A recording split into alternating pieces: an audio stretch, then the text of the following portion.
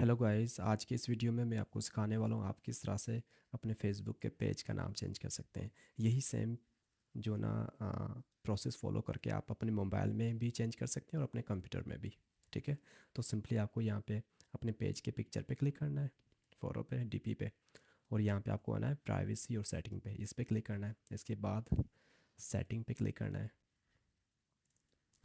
यहाँ पे आप देख सकते हैं ये अपना यहाँ पे क्लिक करना है पेज और सेटअप पे। यहाँ पे सिंपल नेम पे क्लिक करना है और यहाँ पे एडिट पे,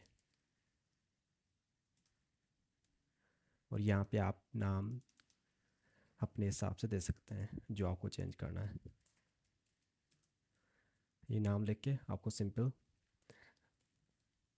रिव्यू और चेंज पे क्लिक करना है,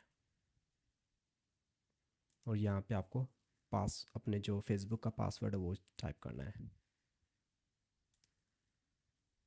और रिक्वेस्ट और चेंज पे।